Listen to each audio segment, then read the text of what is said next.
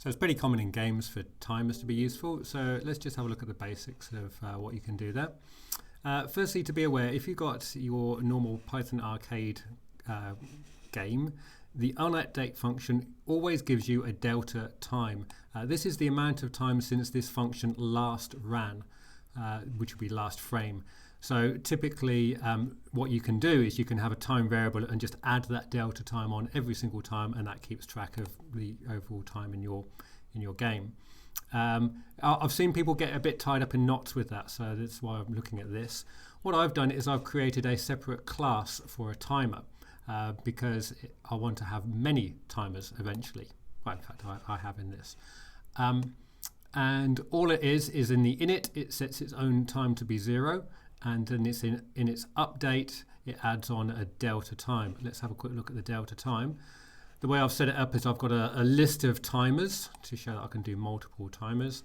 And I say in this onUpdate function, for timer in self.timer, so go into the list and I call the update function on each timer and I pass it the delta time that is already given to us by Python Arcade, and just add that on there. And I've also, what am I doing here? Oh yeah, so when I press the space key, I make a new timer. And in this onDraw function, I'm just going through, and this is just to make it so that I can see all the timers that are currently running. Let's give it a go, shall we? Hit play. I'll talk about this enumerate, perhaps right at the very end of the video. Ready for the window to appear any moment. There we go. So nothing happening yet, no timers. Hit the space key and I've got a timer.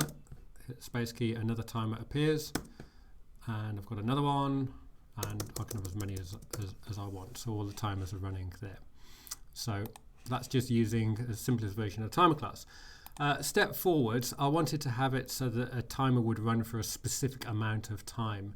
So down here I've changed it, so when we call the space key I say new timer, and in this case I want it to run for 3 seconds.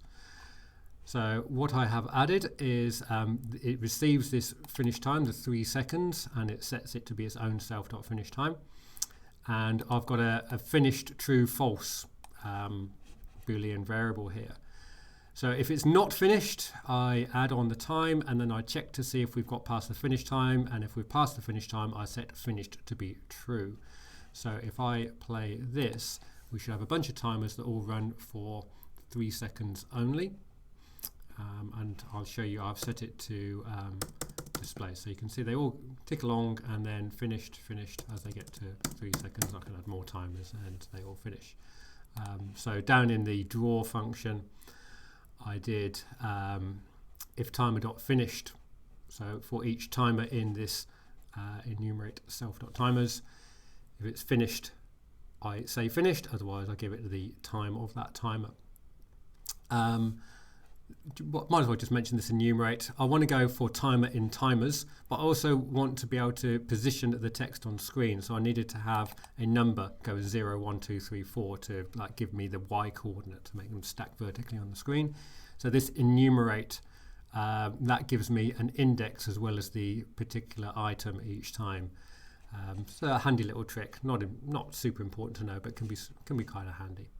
Right, moving on to my last example.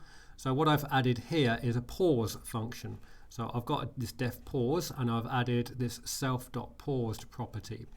And when I call the pause function, it basically toggles false to true or true to false for this self.paused. I could have just made self.paused equals not self.paused, and that would toggle it the same. I think this just makes it a little bit clearer what's going on. And in the on key press, I've said when you press the enter key, it's going to go through all of the timers and call that pause function on them. So let's have a quick look at what that looks like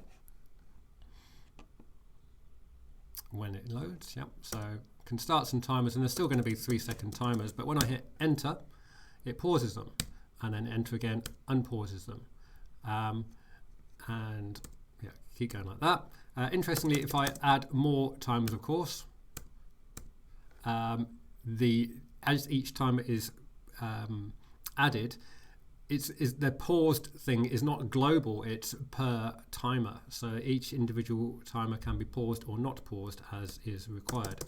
So if I do this and add a few more, you can see how it's kind of flicking between them individually. All right. So you don't have to use I wouldn't expect you to use a list of timers all the time.